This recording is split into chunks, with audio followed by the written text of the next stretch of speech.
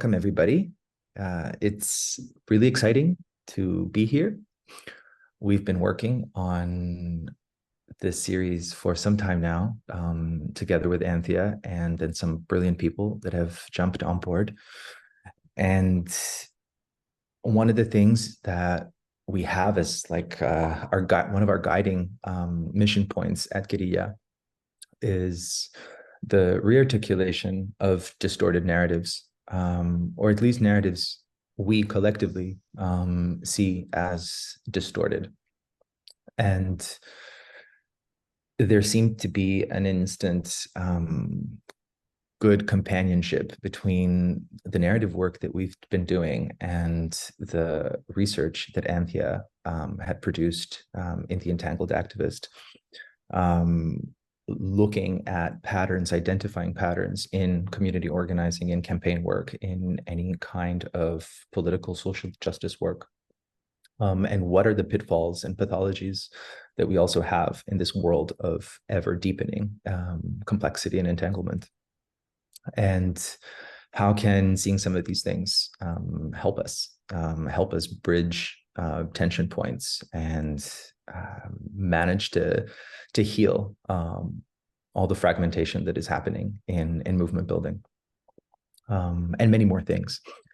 So this first session, there will be 5 each week, sometimes Wednesdays, sometimes Thursdays. You can check our Eventbrite page.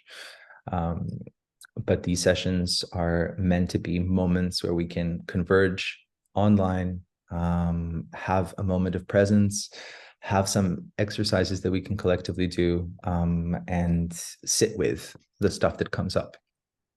We made it a series so that we can look at different topics that are involved in and unpacking this, the scripts that we hold. And there's different focal points. So you can definitely get something out of a standalone episode, but if you go through the journey, there's just going to be enrichment in the evolution of the thinking. So it works on a solo basis and as a series. And hopefully also things that emerge from this, we can carry on into other conversations, into other contexts. The work doesn't stop. It's not a passive learning exercise. It's a collective process that we're emerging into. So yeah, I'm really happy to invite and give space to Anthea Lawson and Valentina Azarova, both incredible people with quite already a legacy behind them of social justice work, research, inquiry, discourse. And yeah, I think we're in good hands, because we need to be in various competent hands in doing this work. So I also feel the responsibility that we carry, and I don't want to make it too heavy. I want to pass the baton. So here we go. Episode 1. We know the answer. Thank you, Ivan. Hello, I'm Anthea Lawson. My pronouns are she and her. Thank you for being here this evening. It's really fantastic to see you all. I know a couple of faces. There's many of you I don't know. I'm sitting here in the witch's broom cupboard, in which I work and hide from my children. I could hear one of them tootling loudly outside a minute ago. There will be huge consequences for any room invasions, so I'm hoping that won't happen, but my apologies in advance if it does. So a couple of things about where we're at, I suppose, before we start, and you've already said a bit of it. We're in a state of grief and horror at what's been happening the last month.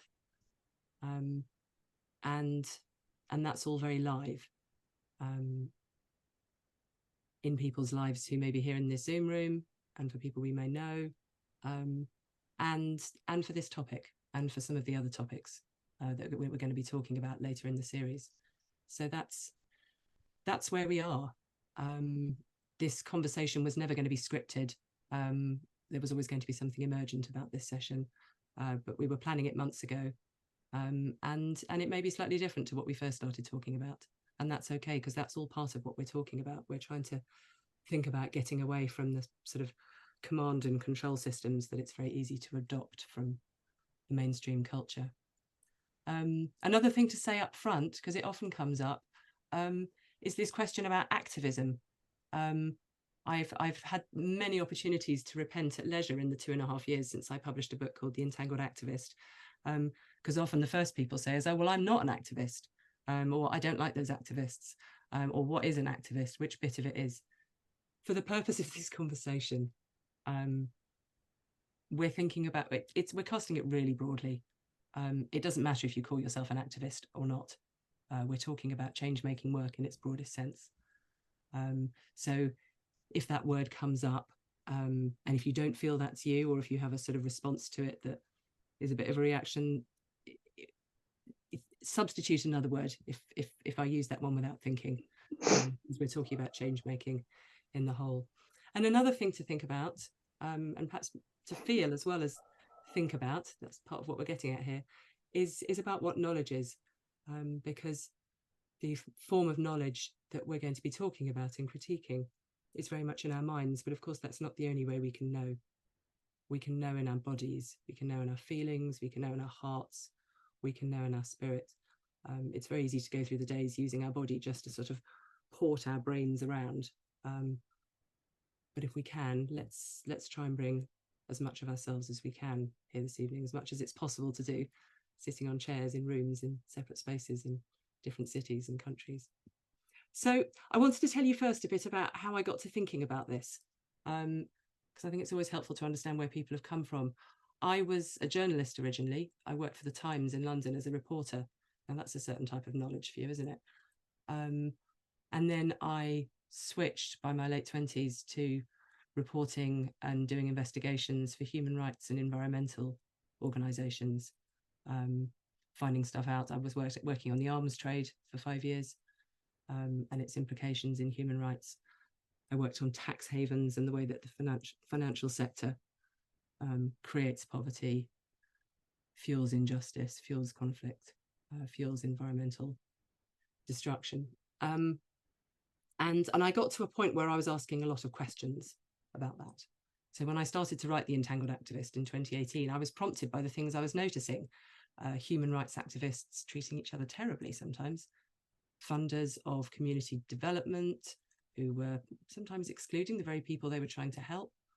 I was noticing people campaigning for an economy that's less extractive of humans and the planet, who were running a catastrophic economy of the self, if we can call it that, and burning out.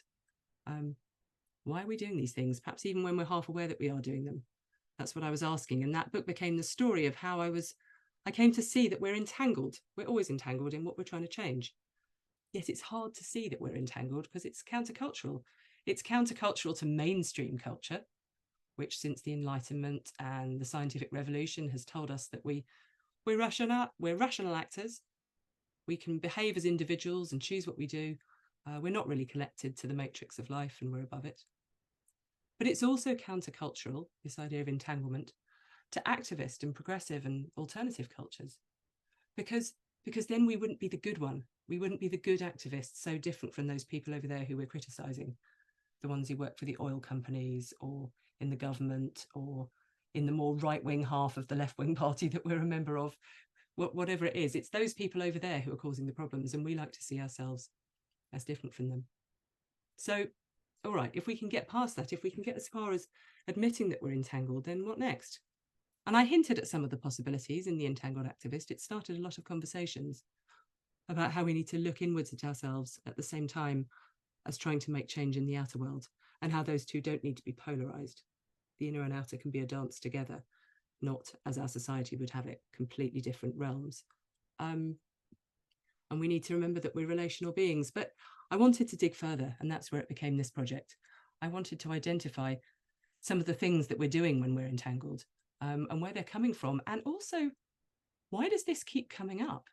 Why do the same problems recur across issues, even across generations? I've had distinguished activists from the 70s and 80s come up to me after I've done talks and go, hold on, we were talking about this then. Why are we still talking about it now? Now, that's a really, really good question. Why doesn't it stick? And so that's where I started to see that there might be a sort of societal script that it's hard to avoid picking up when we decide to try and change things. The script sort of runs slightly unconsciously. It's not like a sort of conscious thing. It's slightly subterranean. It says things like, we're good. We must change people. We must make things perfect. We must save the world, perhaps. We must sacrifice ourselves. We know the answer.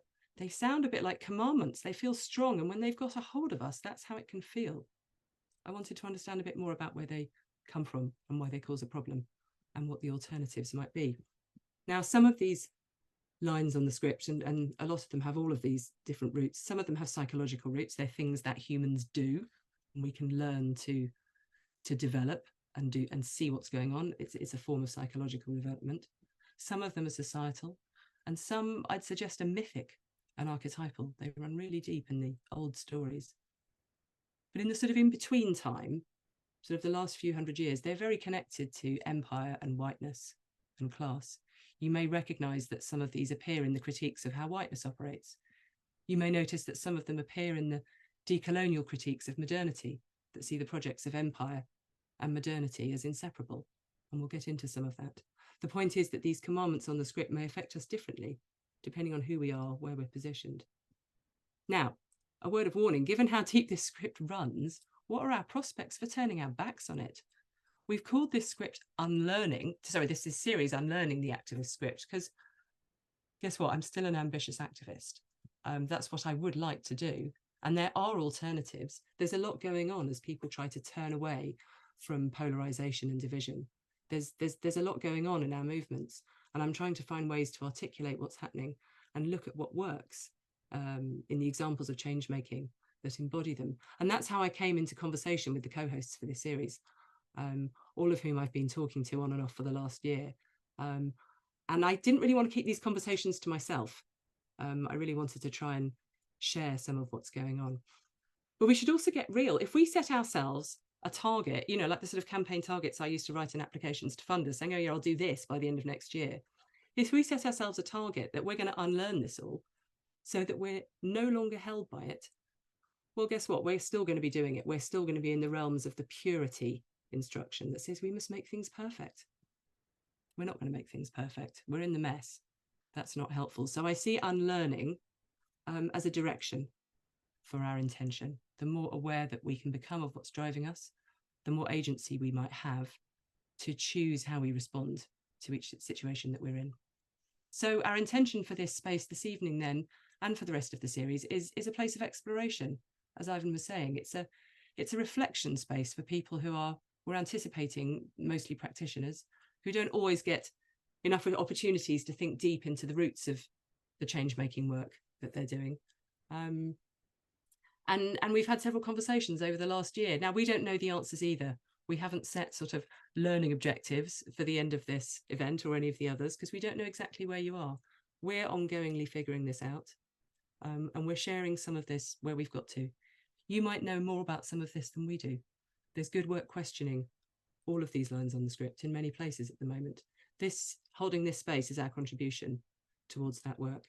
And there'll be opportunities for you to consider what this topic means for you and for us all to be in conversation together about it.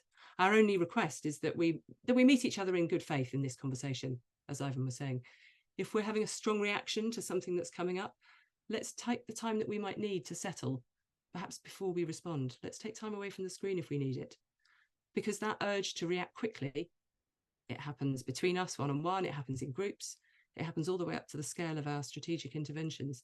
That rapidity to know what we have to say, to know what we're going to do next, to have something to say, perhaps to condemn someone else for not saying or saying the wrong thing. That's all part of it. That's all part of what we're looking at. Some of you may already be very practiced at sitting with your reactions, noticing them, making a decision on how you might bring that out. Some of us may be at different places on that journey. Okay, so look, I'm joining this call from Devon in the southwest of England, though I'm from London originally. My ancestors, as far as I know, came from the Midlands of England and from East London, and some of them were Jews fleeing violence in Poland and Russia. Some of them went on to live in countries that were colonized by Britain. Many of them were working class until the time of my grandparents, who'd become middle class. I grew up in a middle-class family that leaned to the right politically. I wanted to be a campaigner on progressive issues, not because I was fighting for the conditions of my own life, apart from having my sharp feminist elbows out most of the time, but because I thought the world was unfair and I wanted to do something about it. I say that not only by way of introduction, so that you know who I am. I think it's also relevant to several of these instructions on the script. And it's particularly relevant for this week's topic, which is about knowing the answer. And that's because the classic thing that people from my background have done, with a bit of perhaps added extra if it's men from my background, is to make power claims based on knowledge. The person with more power or status in a hierarchical situation claims the authority for their knowledge. Now, okay, we might think we have data on our side or objective facts that have been researched by us or other credentialed authority figures. Surely that counts for something. But the whole notion of objectivity is complicated, and that's what we're going to look at today. Sometimes objective data might be the authoritative source. Okay, we're not going to throw the whole idea of it out, but sometimes that objective voice is pretending to be a voice from nowhere. It's actually someone in a position of power, claiming universality. Sometimes it becomes a silencing of someone whose own experience is said to count for less. That's why I always like these days to say who I am, because I'm not claiming that anything I'm saying is the answer. It's my contribution to our shared knowledge. So this is one of the problems of knowing that we're going to talk about, that we can assume we have the answer because of who we are. And we might do this even if, you know, consciously we might be thinking, well, we've got our politics pretty right on, so it's okay for me to know the answer. But we're still doing it. And this is at the heart of the questions about lived experience that are, well, they've been raised for a very long time, but they're finally being heard in the charity and NGO sector in Europe, whose staff are, with mostly good intentions, trying to put people with lived experience of the problems that the organisation is working on at the heart of the work. But it's really messy, it's really clunky, and it's often difficult. And my speculation is that one of the reasons that people working for those organisations find it hard, and I've been there for many years, so I can say they or I can say we, one of the reasons we're uncomfortable is it means relinquishing the status of being the knower. And that's why one of the questions we want to look at this evening is, what does it feel like to be okay about not being the one who knows? What does it feel like to be okay about being less certain? These are some of the questions that we're going to look at. Now, I've been talking for a bit, so we're going to pause the recording now, and then I'm going to hand over to Valentina, with whom I have had an extraordinary series of conversations about this through her work that have come from her perspectives working in international justice spaces.